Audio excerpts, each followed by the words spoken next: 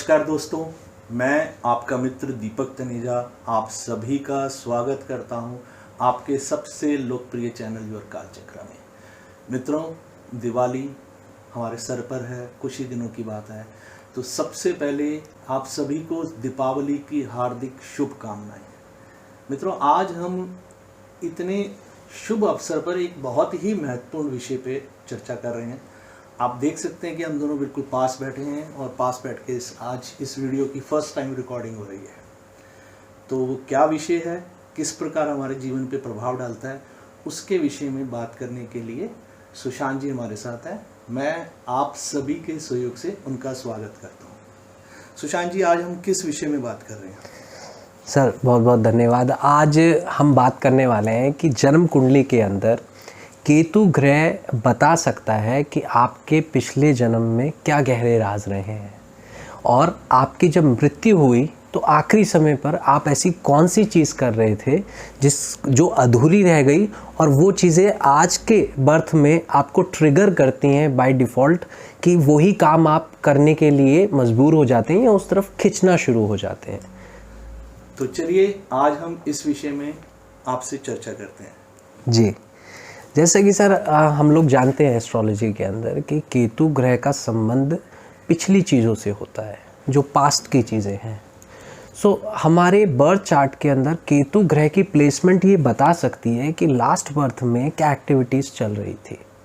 For example मैं शुरुआत करता हूँ सबसे पहले केतु के लगन भाव को लेकर कि पहले भाव में जब केतु होगा तो किस प्रकार से हम ये एनालिसिस करें कि क्या हुआ होगा। देखिए, फर्स्ट हाउस होता है आपकी सेल्फ एफर्मेशन का, आपकी सेल्फ डेवलपमेंट का। तो कहीं ना कहीं लास्ट बर्थ में जब आपकी डेथ हुई तो आप अपने ऊपर काम कर रहे थे, अपनी पर्सनालिटी के ऊपर कुछ ना कुछ काम कर रहे थे। तो इस बर्थ में होगा क्या कि आपको एक तो कुछ ऐसी नॉलेज होगी जो आपने कहीं सीखी नहीं होगी, बट आपको वो चीज़ करनी आती होगी, क्योंकि पास्ट लाइफ में केतु के समय पर आप वो अपने आप में लर्निंग बढ़ा रहे थे उस चीज़ की। इसके बाद में क्या कहते हैं, फर्स्ट हाउस जो है कहीं ना कहीं डिनोट करता है कि आपका मेडिटेशन, आपका जो माइंड वाइज स्ट्रक्चर है वो काफ़ी स्ट्रॉन्ग होगा पिछले जन्मों के केतु के रिजल्ट्स की वजह से, जिस वजह से आज के समय में जब आपके सामने दिक्कतें आएंगी तो वही Ketu as a back support आपको हेल्प करेगा। मैंने ये भी देखा है कि केतु जब फर्स्ट हाउस में होता है तो कुछ लोगों में कुछ ऐसे टैलेंट होते हैं जो बहुत ही नई उम्र में या यंग उम्र के अंदर, जैसे कई लोग डांस काफ़ी अच्छा करना जानते हैं, 6-7 साल का बच्चा है, और कई बार ऐसा भी होता है कि कई लोग जो है म्यूजिशियन बहुत अच्छे होते हैं। तो मतलब एक तरीके की आप कुछ डेवलपमेंट कर रहे थे लास्ट टाइम में, और वो करते हुए आपकी डेथ हुई, जो आपको आप कंटिन्यू करना है।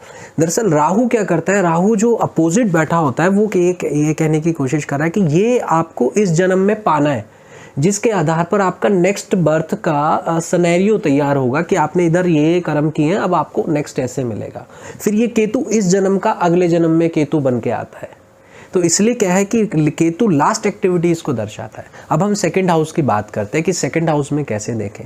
सेकंड हाउस का जिनका केतु होगा, अधिकतर ऐसे लोगों का अपने परिवार से प्रति ऋण बाकी होता है, यानी ऐसे लोगों की डेथ उस समय हुई है जिस समय वो अपने परिवार की कोई रिस्पॉन्सिबिलिटी निभा रहे थे और वो रिस्पॉन्सिबिलिटीज़ रह गई।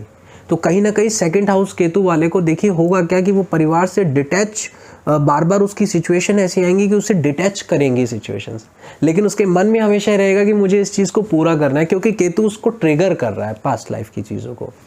थर्ड हाउस के अंदर आपके सिबलिंग्स से रिलेटेड कुछ एक्टिविटीज़ लास्ट टाइम में रह गई, जब आपकी डेथ हुई आप उसकी जिम्मेदारी निभा रहे थे, तो बाय अल्टीमेटली इस जन्म में आपको आपके सिबलिंग्स की जिम्मेदारी मिलेंगी निभाने के लिए। और साथ में आप अपने पराक्रम को बेहतर कर रहे थे, आप अपने कुछ एफर्ट्स ऐसे चेंजेस करने की कोशिश कर रहे थे कि जिससे आप और भी चीज़ों को बेटरमेंट की तरफ ले जाएं। तो केतु थर्ड हाउस में इन चीज़ों को दर्शाता है। केतु थर्ड हाउस वाले के पड़ोसी बहुत कम हद तक मिलते हैं। उसका रीज़न क्या है कि ये केतु जो है यहाँ पर कुछ चीज़ों को आपकी ऐसी कर देता है कि आपको आइसोलेट भी थर्ड हाउस का केतु करा देता है। केतु थर्ड हाउस वाले व्यक्ति को मैं कहूँ कि पास्ट लाइफ की कुछ ऐसी चीज़ें होती हैं कि वो लोग जब जर्नी करते हैं कहीं पे जाने की, तो उस जर्नी में उन्हें बड़ा जैसे कहते हैं कि गाड़ी से ट्रैवल कर रहे हैं, बस से ट्रैवल कर रहे हैं, प्लेन से, तो एक अनकॉन्शियसनेस सी फील होती है, एक तरीके का स्ट्रेस आता है। तो ये चीज़ें होती हैं। 4th हाउस में आपकी मदर से रिलेटेड एक्टिविटी आपकी लास्ट बर्थ में रह गई थी जो अब पूरी होनी है। 4th हाउस केतु वाले को एक तो अपना जन्म स्थान छोड़ना पड़ता है, तब जाके उसको सक्सेस मिलती है। दूसरी चीज़ क्या होती है कि पास्ट लाइफ से मदर का पॉइंट रह जाता है, तो ऐसे लोगों की एक तो मदर के साथ में खिटपिट भी बहुत होती है, बहुत झगड़ा भी होता है, लेकिन उनके बिना रह भी नहीं सकते हैं। और जब मदर लाइफ से जाती है ऐसे लोगों की, तो उनकी लाइफ के अंदर बहुत बड़ा लॉस होता है, और बाय डिफ़ॉल्ट कुछ पिछले जन्म की रिस्पॉन्सिबिलिटी है जो मदर के प्रति आपको पूरी करनी होगी। 5th हाउस के अंदर केतु में आपकी चाइल्ड से रिलेटेड एक्टिविटीज़ कहीं ना कहीं बैकअप में रह जाती है, और 5th हाउस के केतु में लव एंड रिलेशनशिप के अंदर भी अधूरापन मिलता है। कई बार रिलेशनशिप बनते बनते आखिरी में रह जाता है, क्योंकि लास्ट बर्थ की जो थोड़ी सी चीज़ें बाकी थी आपकी, वो केतु ने यहाँ पर कंप्लीट कर दी। और इसके बाद में क्या है, क्योंकि 5th हाउस हमारी नॉलेज का भी है। नॉलेज, वो नॉलेज जो आपने स्कूल वगैरह जाकर नहीं ली है, ऐसी नॉलेज जो आपके अंदर इंटेलिजेंस लेवल की होती है। तो उसमें क्या होता है कि जैसे एस्ट्रोलॉजी की नॉलेज बहुत अच्छी है किसी को, या कोई आर्टिस्ट है, उसके आर्टिस्ट के भी 5th हाउस के अंदर केतु ज़रूर मिलेगा, क्योंकि ऐसी चीज़ जो आप पीछे से, क्योंकि जो चीज़ हम बहुत ज़्यादा बार करेंगे तभी हम उसमें निपुण हो जाएंगे। तो एक बर्थ या 30 साल या 40 साल काफ़ी नहीं होते अपने आप को इतना हाईएस्ट निपुण बनाने के लिए। जैसे क्रिस्टियानो रोनाल्डो है, वो इतने अच्छा फुटबॉल खेलता है, लेकिन वो पास्ट लाइफ में उसने वही एक्टिविटी काफ़ी हद तक की होगी जो आज वो इतनी एकदम एज में डेवलप कर गया। जैसे सचिन तेंदुलकर है, तो क्योंकि प्रैक्टिस तो सब लोग उतना ही करते हैं, बल्कि सचिन तेंदुलकर से ज़्यादा प्रैक्टिस करने वाले लोग भी होंगे दुनिया में, लेकिन सक्सेसफुल वो हैं क्योंकि उनका केतु सपोर्ट कर रहा है। अब 6th हाउस में क्या होता है, आप सिकनेस लेके कैरी आते हैं घर के अंदर। इस बर्थ में 6th हाउस केतु अगर आपको मिला है, यानी लास्ट बर्थ में आपकी सिकनेस चल रही थी, वही सिकनेस आपको अचानक ट्रिगर करेगी, क्योंकि केतु जो भी चीज़ करता है सडन करता है, लाइफ के अंदर अनएक्सपेक्टेड करता है। आपको दुश्मन अनएक्सपेक्टेड मिलेंगे, आपको कोई बीमारी अनएक्सपेक्टेड हो सकती है, आपको कोर्ट केसेस में अनएक्सपेक्टेड जाना सकता है। आपकी इनकम का लाइफ के अंदर 3 बार डाउनफॉल आता है अगर केतु 6th हाउस के अंदर हो, अगर आप जॉब करेंगे तो भी, अगर आप बिजनेस करेंगे तो भी।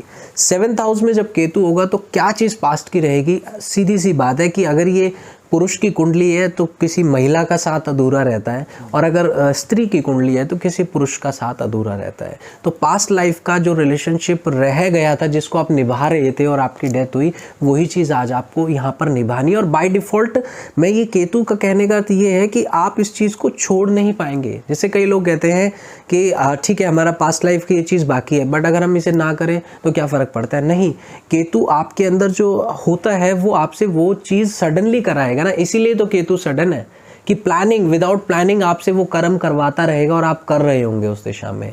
फिर 8th हाउस के अंदर क्या है कि स्पिरिचुअल ज्ञान की वजह से, और साथ में क्या है कि केतु 8th हाउस वाले को अपने इन लॉस की कुछ रिस्पॉन्सिबिलिटीज़ निभानी पड़ती है, मतलब अपने पत्नी के परिवार की, क्योंकि पत्नी से 2nd हाउस होता है ये। और यहाँ पर स्पिरिचुअलिटी का भी, हेल्थ के पॉइंट ऑफ व्यू से, जैसे लॉन्ग टर्म डिजीज़ अगर किसी को मिलेगी तो हो सकता है उसमें केतु 8th हाउस का काफ़ी बड़ा होता है, और आपकी डेथ हुई है लास्ट टाइम पर डिजीज़ को चेकआउट करते हुए। 9th हाउस में आपका फादर रिलेटेड एक्टिविटीज़ आप कर रहे थे, स्पिरिचुअल की एक्टिविटीज़ आप कर रहे थे, किसी गुरु की सेवा आप कर रहे थे जिस दौरान आपकी मृत्यु हुई। और इस लाइफ के अंदर देखेंगे कि आप किसी स्पेशल भगवान के या गुरु के भक्त निकलेंगे by default. 9th house Ketu वाले का मैंने ऑब्जर्व किया है कि ऐसे लोगों के अंदर किसी स्पेशल भगवान को लेकर एक अलग ही साधना होती है, कि मतलब ऐसे लोग अगर नहा भी रहे होंगे ना तो भी कोशिश करेंगे कि बाहर कोई म्यूज़िक सिस्टम ऐसा लगाएं, कुछ लगाएं कि वो वॉइस ईश्वर की कान में चलती रहे उसकी, क्योंकि डेडिकेशन थी लास्ट बर्थ में। 10th हाउस में आप कहते हैं ये कर्म हाउस भी है, लेकिन ये प्रोफेशन का हाउस भी है। तो यहाँ पर आप अपने कर्मास को एनालिसिस कर रहे थे कि मैंने अभी तक अपनी लाइफ में कितने लोगों के साथ बढ़िया कर्म किए हैं, कितनों को गलत किया है, तो मैं उसको एनालिसिस कर रहा हूँ। 10th हाउस का मतलब ये है। तो उस आधार पर आप प्लानिंग बना रहे थे कि अब मुझे आगे कैसे चलना है, और पश्चाताप करते हुए आपका देहांत हुआ है 10वें भाव के अंदर जब आता है केतु। 11वें भाव के अंदर क्या है कि आप 11th हाउस के अंदर थोड़ा जो है ना सुख से ऊपर हो गए। जैसे कहते हैं, कई लोग कहते हैं कि 11वां भाव लाभ का है, बिल्कुल लाभ का है, लेकिन 11वां भाव डिटैचमेंट भी है, क्योंकि कर्म आपका पीछे छूट गया। उसके बाद तो सिर्फ 2 ही घर बचे हैं 12 भावों में। तो ये 11वां भाव शुरुआत है जब आपको ये दिखे कि मुझे इस दुनियादारी से कोई लाभ नहीं है, मेरा लाभ आइसोलेट होने में है। तो 11th हाउस में केतु कहते हैं कर नेकी और दरिया में डाल, वो वाली पोजीशन आ जाती है। 12th हाउस में केतु में है कि आपका जो डेथ हुआ बेसिकली वो हुआ travelling towards spiritual holy place. आप ट्रैवल कर रहे थे स्पिरिचुअल प्लेस की तरफ और उस दौरान आपकी डेथ हुई है और आपकी मुक्ति के लिए आप निकले हो, और वो कोई स्पिरिचुअल प्लेस भी हो सकती है, किसी गुरु का आश्रम भी हो सकता है, कोई दान वगैरह करना, या बट मोस्ट प्रोबेबली है कि आप ट्रैवल कर रहे थे उसमें।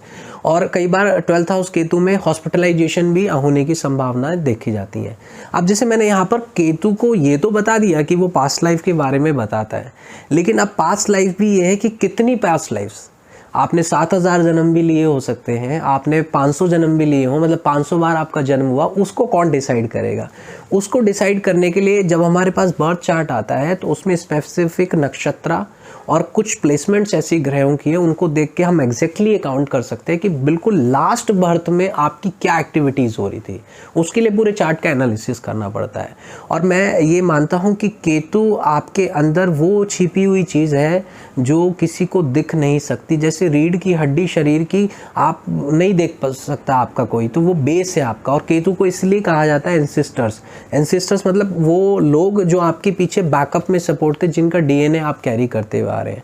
तो केतु ओवरऑल इन 12 भावों में आपकी पास्ट लाइफ को ऐसे दर्शाता है सर। बहुत बढ़िया, बहुत ही बढ़िया जी, बहुत अच्छी जानकारी जी।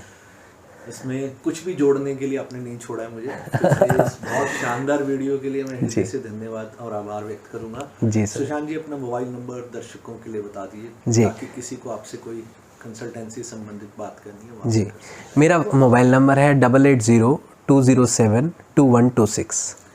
तो इस बहुत शानदार वीडियो के लिए हृदय से धन्यवाद और आप सभी को फिर से दिवाली की शुभकामनाएं। नमस्कार। नमस्कार।